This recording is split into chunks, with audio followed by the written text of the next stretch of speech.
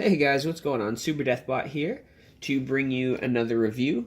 And this is the Marvel Select Gladiator Hulk, who is massive, which is why, sorry, you can see a little bit of the corner of my table there and the top of the bricks, because he is just giant. So he can't really fit into frame like all the other figures do. I will have to consider that and now build maybe a bigger version of this, so that way bigger figures will fit into frame. So let's get started on this guy. First off, I think he's awesome. Some people think he's too big, and I can definitely understand that, but there's really no like right or wrong size for the Hulk. Sometimes the Hulk can like be really huge. So I am okay with that. And I think the paint apps on this guy are really awesome. So why don't we get into the paint and then the articulation? And I will show you some of the mods I did to this guy, so that way he's a little more, articulated and a little bit more friendly. So, as you can see, the sculpt is really, really good. I mean, this figure is huge and menacing, and the sculpt is really, really clean. And I actually like the green that they chose for him. Sometimes I don't like the darker green in a Hulk. I like that they did the little bit of lighter green, and he shows up better in pictures. So you can see all the little buttons and everything they sculpt, all the dings. I think they did a really good job on his sandals and stuff like that. So kudos to them for the great sculpt and paint work. I'm going to lower him right now a little bit so we can, now you can see his head sculpt, which is not my favorite. I might do my own. And I might do an unmasked one, because this is like one of my favorite comics of all time. But the profile, I think, is a pretty good one. They got that right, especially if you have some darker lighting and stuff like that. But the shoulder pad is really nice. The muscles. I mean, I really dig this figure. He's actually like, I think he's really, really awesome. He's pretty big though, so you'll have to consider that if you're a scale person. All the details they did on him too. The nice dry brushing on the feathers, on the headdress. You know, the sculpting is really, really nice on it. All the dry brushing on the metal, as you can see, it's all metallic. The light catches it, and it's very nice.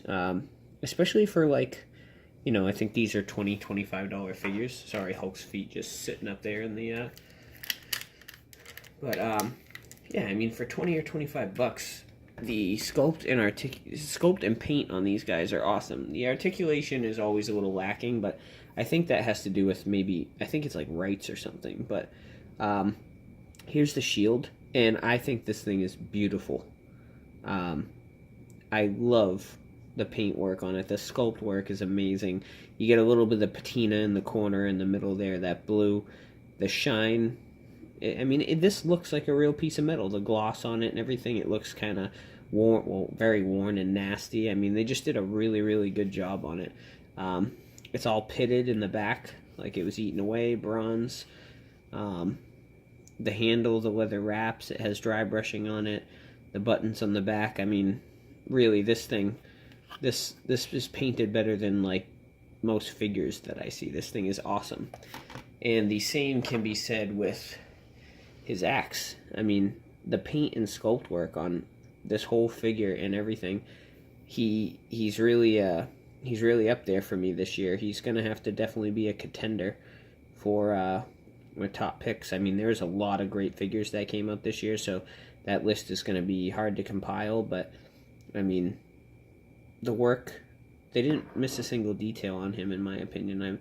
The head sculpt is a little off, but I mean, it's not bad, and it's not done poorly, so I can't even mark them down for that. That's whoever's sculpted its vision, so I can't really knock off points for that, because they still did a really, really good job on it, and it's well executed.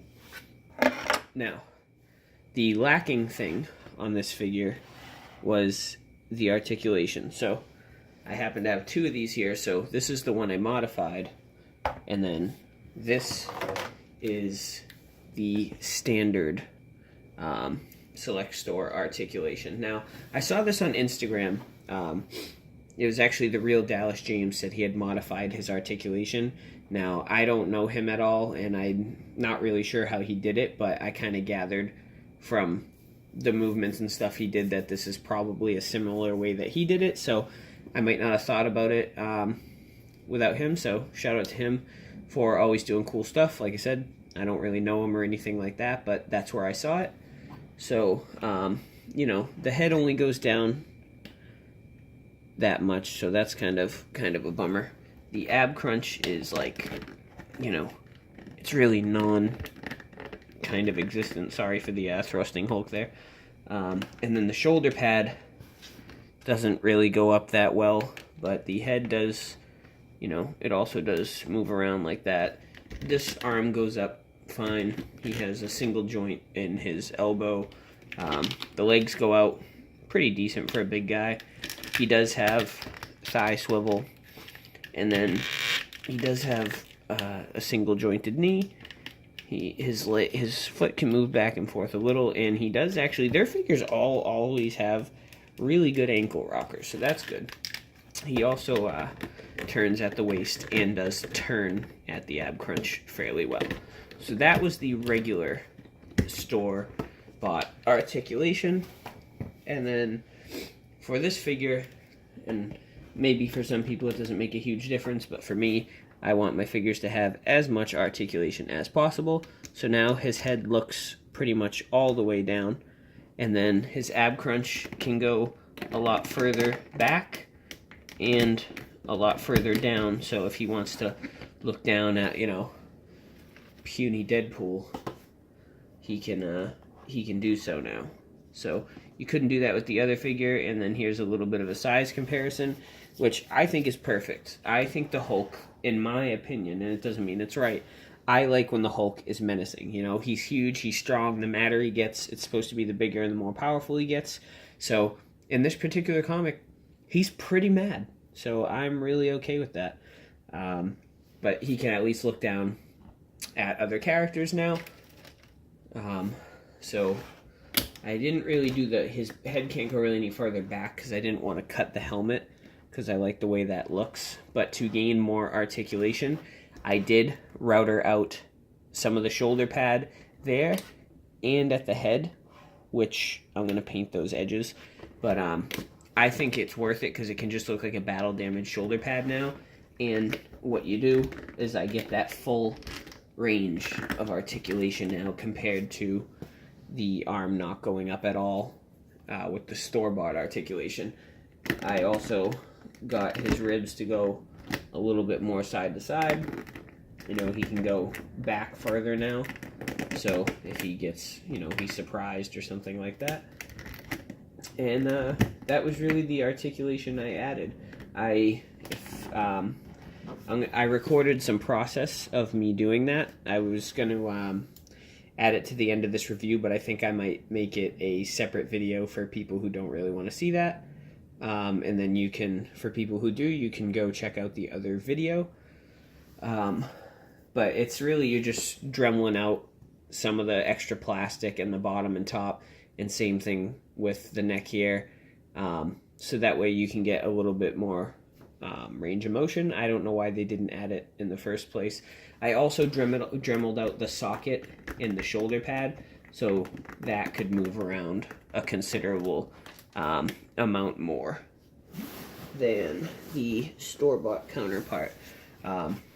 The shoulder pad from the right out of the package is, you know, it is you really can barely move the thing at all, and that's why the arm can't really move. And then if you dremel it out a little bit, you know, you can get it to move up and down, left and right, rotate, notch some of that out, and then you can extend the arm pretty much all the way.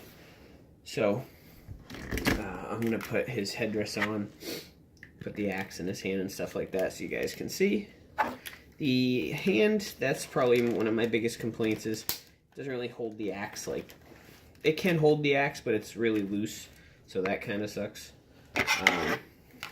But I mean, the rest of him I just think is so awesome and brooding and menacing that he's worth to me the $25. So I mean, he may be 30. I think the bigger ones are $30, but to me, still a really good price on this figure. I mean,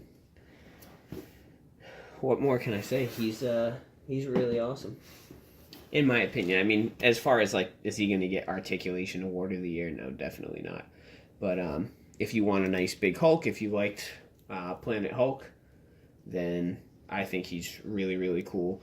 And, you know, I think Select is coming out with a Gladiator Hulk from Thor Ragnarok, but I do like that they went with the comic book version on this one, because there's like literally a million of the other Gladiator Hulks coming out, and I mean, I'm okay with that because I want all of them because they're awesome, and the Diamond Select one looks no different.